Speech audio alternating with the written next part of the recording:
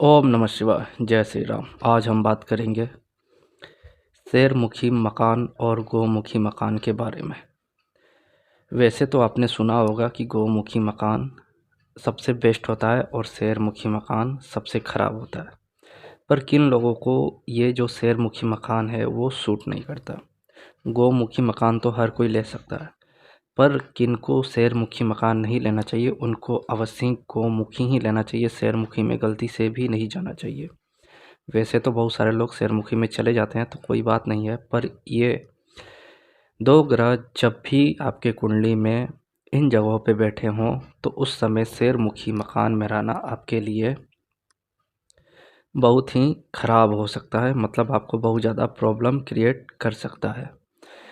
तो जब भी गौमुखी मकान के बारे में आता है तो ये जो गौमुखी मकान है वो बहुत ही शुभ माना जाता है। आपने वास्तु पढ़ा होगा तो वहाँ पे आपने सुना होगा कि गौमुखी मकान लीजिए, आपके लिए अच्छा होगा।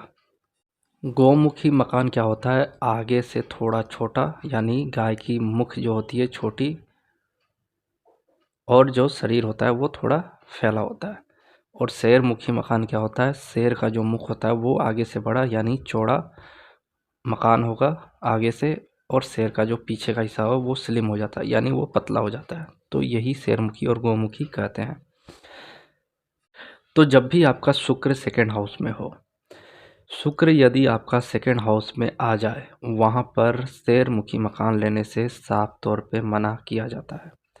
ऐसे जाता है कि यदि शेरमुखी मकान में रहते हैं तो उनका बहुत ज़्यादा घाटा होता है, बहुत ज़्यादा प्रॉब्लम क्रिएट होने लगती है। शुक्र सेकंड वाले को साफ तौर पे मना किया गया है कि आगे से जो चौड़ा और पीछे से जो तंग हो वैसी मकान में ना रहें। वो गौमुखी मकान में रहें तो उनके लिए बेस्ट है। वैसे तो बहुत सारी मकानें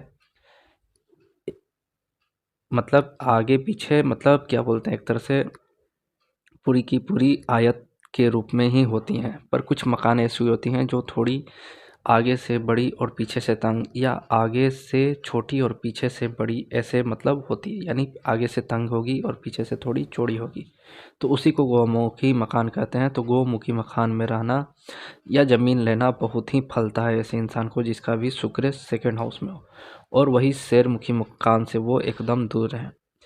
एक और कंडीशन आता है जब मंगल 4 में हो। मंगल 4 में भी जब होता है तो ऐसे जातक को शेरमुखी मकान उसके जीवन को बर्बाद कर देता है। जैसे आपने मंगल 8 में पढ़ा होगा कि ऐसी ज़मीन जहाँ पे पहले भट्ठी जलाई जाती थी वहाँ पे घर बना लेना बहुत दिक्कत देगा। वैसे ही मंगल 4 वाले को के लिए भी वैसी ज़मीन जहाँ पे भट्ठी हो और वहाँ पे घर बना लेना, ऊपर से शेरमुखी मकान होना, तबाही का कारण बन जाएगा।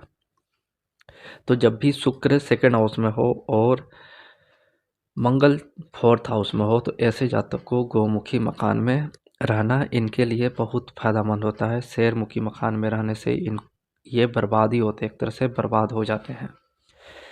एक और कंडीशन है कि शुक्र सेकंड हाउस में हो और ऐसे जातक शेरमुखी मकान में यदि बिजनेस कर लें तो ये इनके लिए अच्छा होता है। यानी कि मकान गौमुखी हो और शेरमुखी मकान में ये बिजनेस कर लें तो ये इनके लिए बहुत ही फलदायी हो जाता है।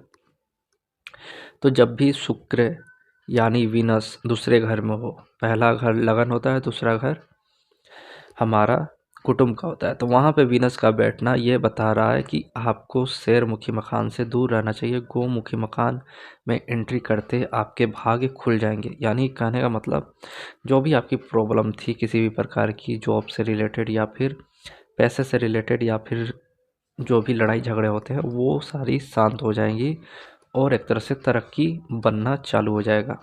और शेरमुखी मकान में आते ही आपके ये तंगी स्टार्ट हो जाएगी, और मतलब पैसे की तंगी, लड़ाई झगड़े, घर में विवाद, इस टाइप की प्रॉब्लम आने लगेगी। यानी कि वीनस सेकंड और मंगल 4 को शेरमुखी मकान एकदम नहीं लेना चाहिए, और गौमुखी मकान हर कोई ले सकता है। वीनस सेकंड और फोर्थ वाले को तो एकदम लेना चाहिए, और बाकी तो शेरमुखी मकान से सबको मना ही किया जाता है।